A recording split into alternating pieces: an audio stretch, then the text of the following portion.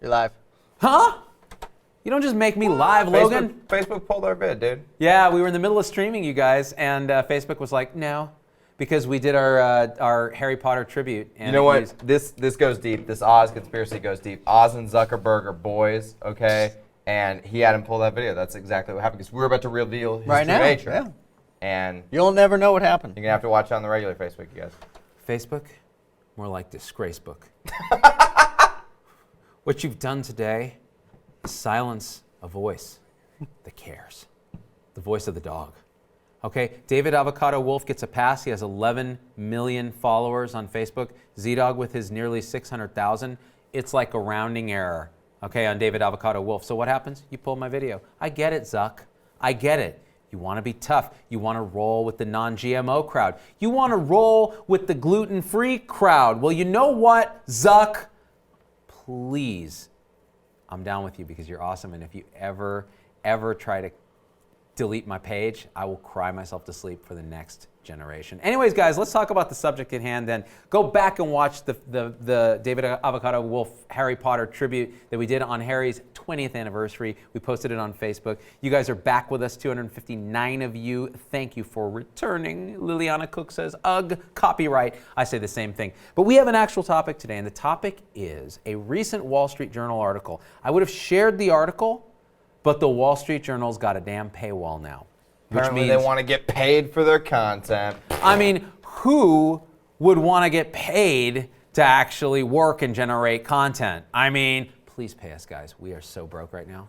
Go to patreon.com/ZDogMD and donate to support Z Studios. All right, that being said, we couldn't share the article, but the article was about this.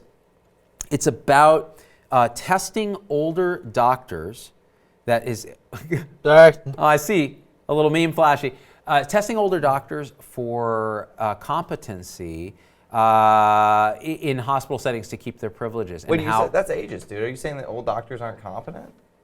For the podcast people, it's a old image that says more doctors smoke Camels than any other cigarette, according to repeated nationwide surveys. I love it. It's not just one nationwide survey. It's repeated nationwide surveys, and it's got this old duck going, hey there. See, the thing I know, Z, is it's all about the T-zone. See? Oh, wait, no, T-zone's throat in the yeah.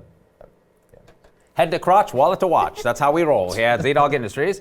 Anyways, the idea that older doctors, and in the case of the Wall Street Journal article, they cited a Stanford policy undertaken by Dr. Ann Weinicke, who is only 65, but when she was 50, and I was there, or 55, she once pulled me aside and said, Damania, you make too many jokes on rounds. You need to cut that ish out. And I will never forget her for that because she taught me how to make even more jokes on rounds. Anyways, I'm going to stop talking like this because you know what? Please, God, it's hurting my ears. You're hurting my ears, Tom Heineberg. And you're hurting my heart. So in any event, the idea that you can test older doctors for some degree of psychological and mental competency as they age in order to keep their privileges is a very controversial one. Why? Because you will get accusations, which the older doctors were making, which is this is ageist. You're really focusing on older doctors, but you should focus on everyone. Now, the counter argument to that is we're all doctors. We know, we're in healthcare. As we get older, our mental faculties do become blunted. So, vision, hearing, cognitive abilities, they do change over time. This is a normal aging. And even a person who ages perfectly will have some evidence of this. So the question is, where is that threshold point where you become unsafe to practice a craft that you've practiced all your life? There is evidence that older doctors get sued less, and there's some theory that that's because they just know what they're doing in a way that younger doctors haven't yet accumulated the experience. There's a reason that patients seem to trust doctors with a little bit more gray hair because there is some correlation of age and experience with some degree of outcomes. So are we doing the wrong thing if hospitals are allowed to do this? And the Stanford argument, and there were some older doctors, Stockdale and some others at Stanford that were in their 80s, that were saying, it's not appropriate. If you're gonna do it, it would be fair to test everybody in the hospital staff, because then you're being fair. You're saying, you know what, this 40-year-old may be cognitively deficient in a way that this 85-year-old is not. And so how are you just only screening people 75 and older or whatever their threshold was? So it's really kind of interesting. Henry Zevin says, or Henri Zevin says, most of the older docs at Stanford are crazier than Charles Manson. I love them. So here's my experience, and this is just an anecdotal thing. The older docs at Stanford were incredible teachers. They were funny as heck. They didn't give an F because their frontal lobe was atrophied, which is how, I see my headlight. Just one time. Look at that. I'm a cutaway, Z. Oh, dear Lord. Dr. Young's perfection, self-retaining rectal dilators. So see, old doctors got to work with stuff like that. That's a dildo, Z. That was a dildo. That was not a dildo. That was a self-retaining rectal dilator. It's a medical device? Tom, can you read? It said self-retaining rectal dilator. It did not say dildo. I know dildos, and that's a dildo. Yeah, okay. What is this? That's a dildo, Okay, too. when an older doc wants to catheterize you, you get that. Now tell me, who wouldn't want that over one of those floppy pieces of crap Foleys? That thing right there, made of metal, curved, is dope. It's like, it's got permanent Peyronie's disease, if you know what I'm saying. So again, joking aside, the older docs, they were great to have around, but definitely they had some kooky stuff. Now, of course, as we get older, we all get a little kooky because we were trained differently. We also no longer give an F because, again, that frontal lobe atrophy that can happen means we're a little less inhibited. And also, we're older and we're like, I just don't give an F. I'm going to say what I want. I'm already there at 44, Tom Heineber. I have advanced cognitive disability in that I say whatever I think with very little filter, and it gets me a lot of hate and a lot of love. And I'm going to keep doing it because that's what I love. Look at this. Cocaine, heroin, opium, morphine. We called that medicine. And you got C. Everett Droop, the elderly doctor. So the joking aside, so Donna Priestler says, what's wrong with you? That's a trach tube. Go back to that. Show me that catheter. Okay, the reason I said this was it is a trach. It's actually a tracheostomy now that I look at it. The reason I said it was a catheter is, number one, it's funny, and number two, that was the caption online when we pulled up this image. And I'm like, you're gonna put that in someone's wee-wee? I'm in. I am all in. Makes a lot more sense as a trach.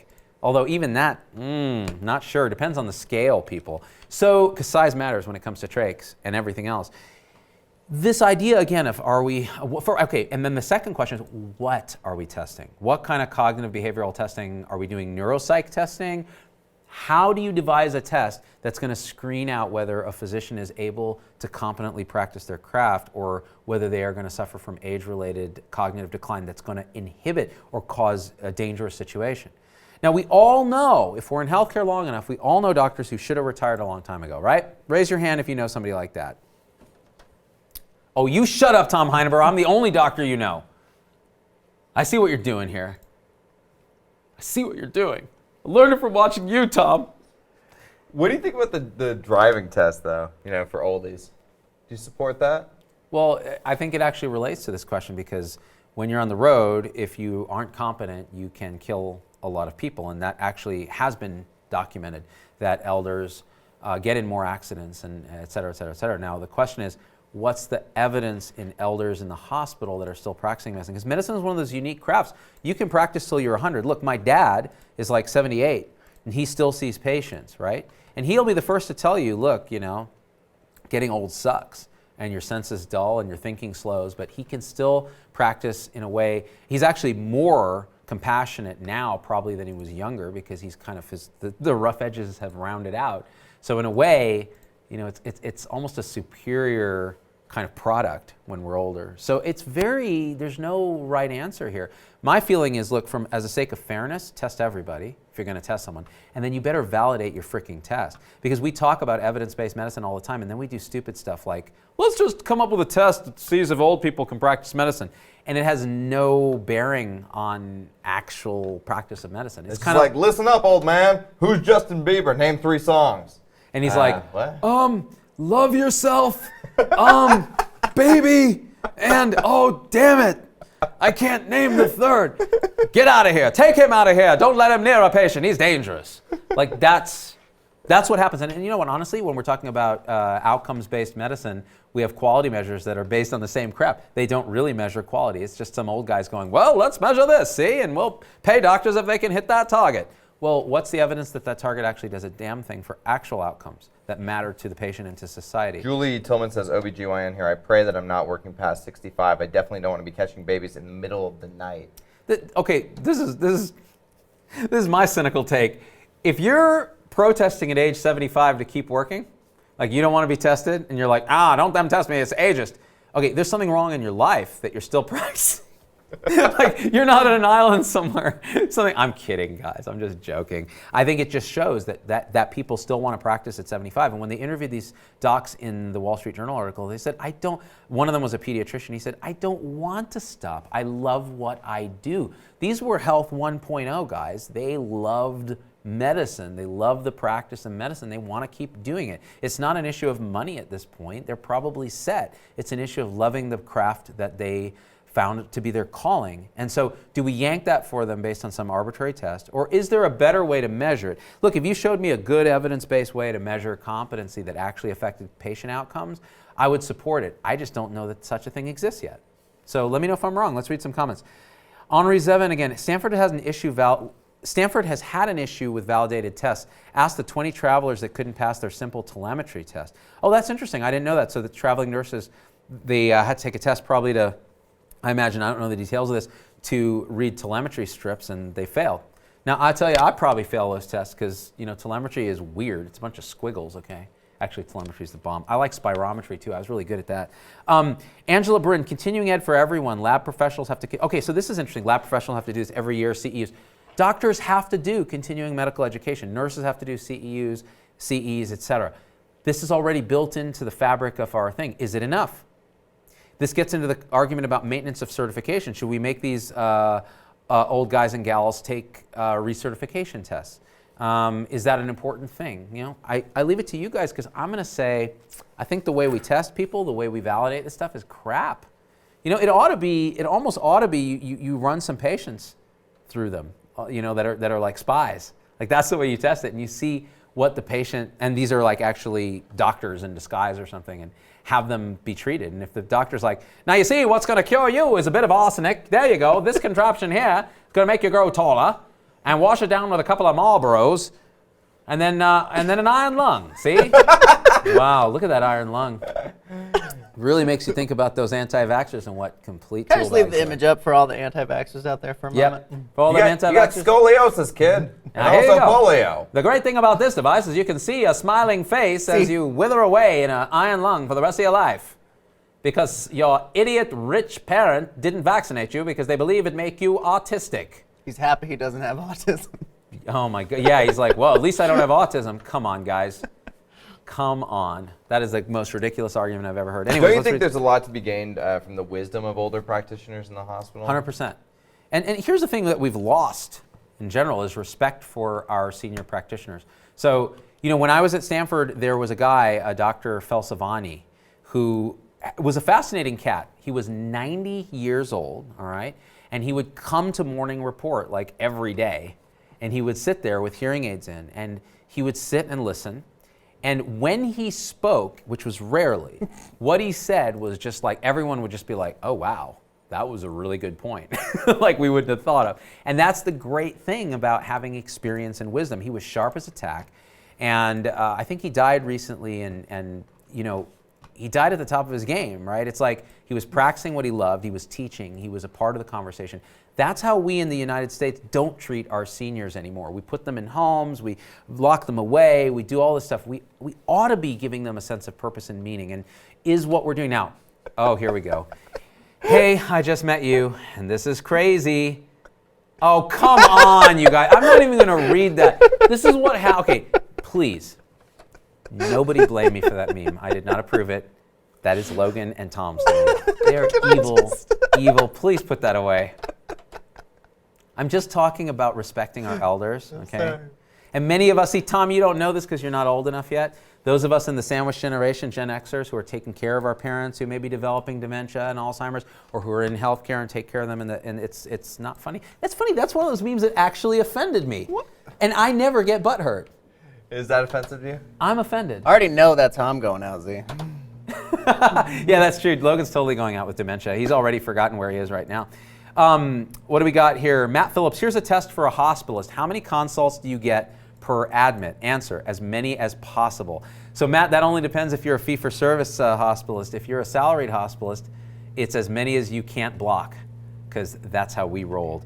What do we got here? Caitlin Mirabella. I worked with an MD in the ED who wasn't ED trained. He was old and sweet as pie, like working with your grandpa. However, he had these crazy, terrible sign-outs that clearly should have done something with the 6 to 8. He should have done something with 6 to 8 hours prior, i.e. admitted or transferred. The other docs started asking the scribes if they were seeing certain things about his style of practice. One of the kickers was he didn't recognize sepsis causing altered mental status, ordered Haldol causing malignant hyperthermia, and didn't get that it was a septic patient, not a psych patient. Okay, so here is a great example from Caitlin of how an older doctor has fallen off the practice patterns and the current times and is causing harm and potentially killing patients.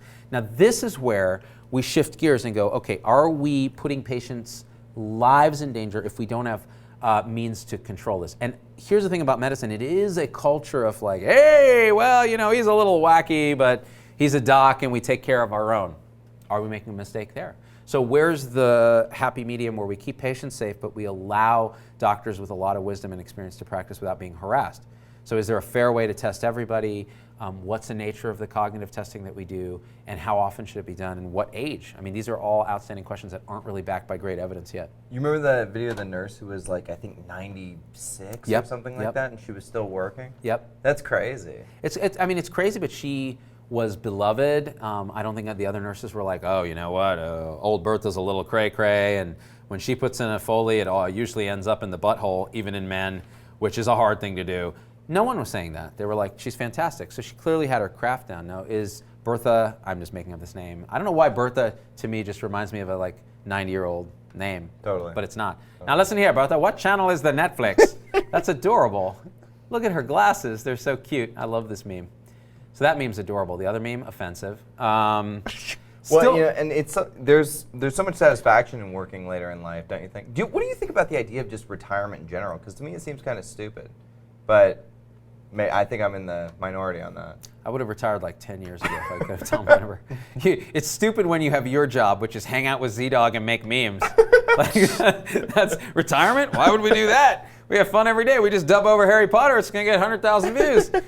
No, I mean, I think you're right. I think for many people, when they find their passion and their calling, they don't want to retire. They don't need to retire. But we have to try to tease this out. It is actually a serious issue. So we're making light of it, but it is a big deal.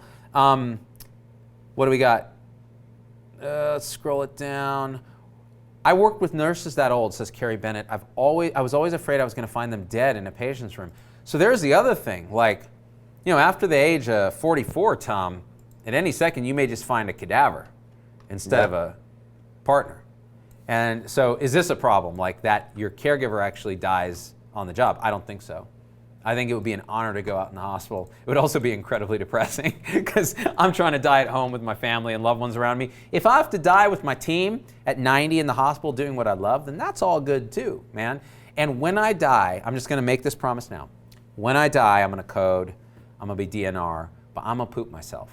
And I'm going to code brown all over that ward. I'm not just going to poop in one spot. As I die, I'm going to be running and pooping and peeing and like snot, because that's how I'm going out, because my team is going to clean up after my ass. I'm just saying. No. Matt Phillips, I was medically retired. It bites. So Matt's a cardiologist, so it does bite when you're forced to medically retire. And I know Carrie Hinchliff, one of the longtime Z-Packers from the UK, also medically retired. Show me that meme again. I missed that. Nah, don't put it up.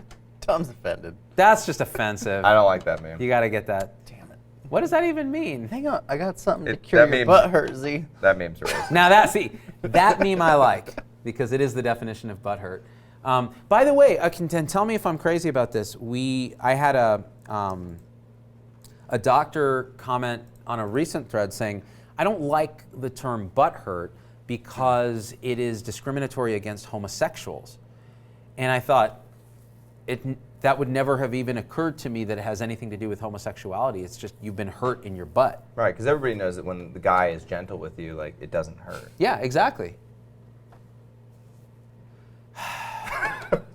There it is. That's why they make these, Z.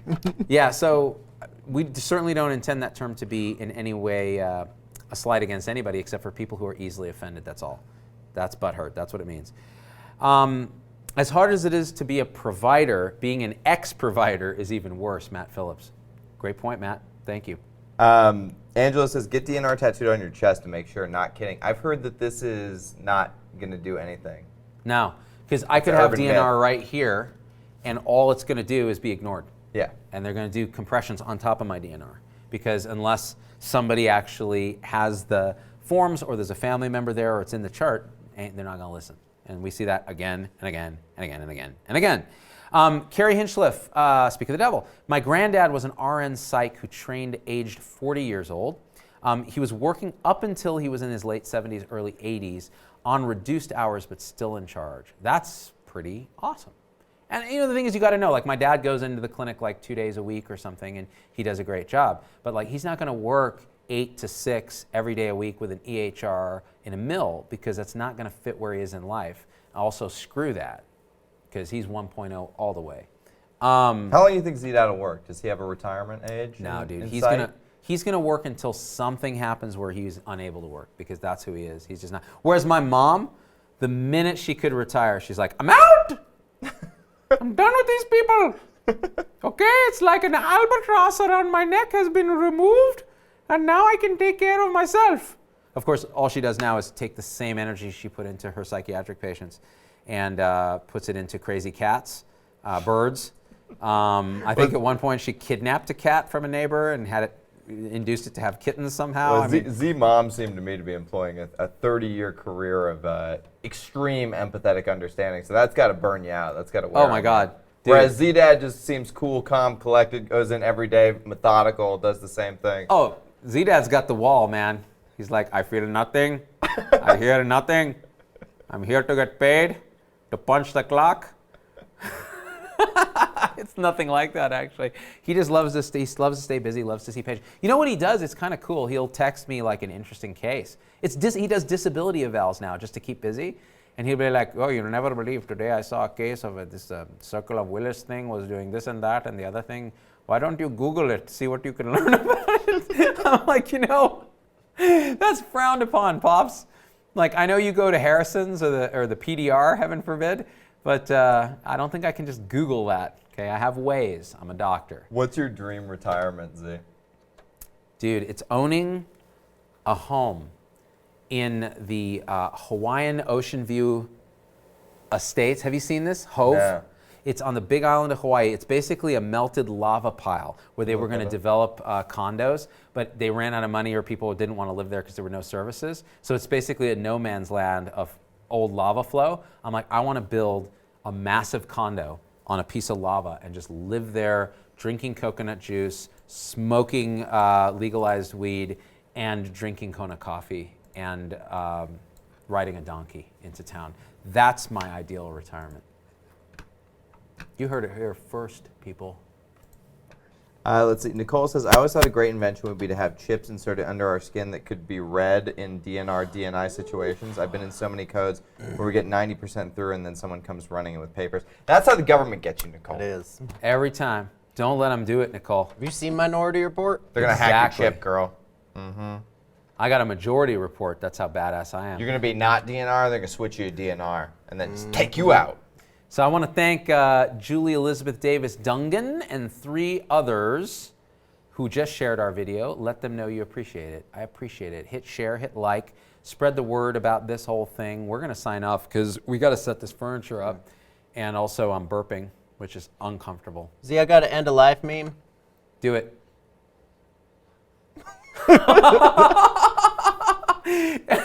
I can't even read that. It's so good. On that note, I guess we're out. Peace. Bye. Some of the memes were offensive today. Sorry. Not sorry. I hate you so much, Logan Stewart. I'm alright. Uh-huh.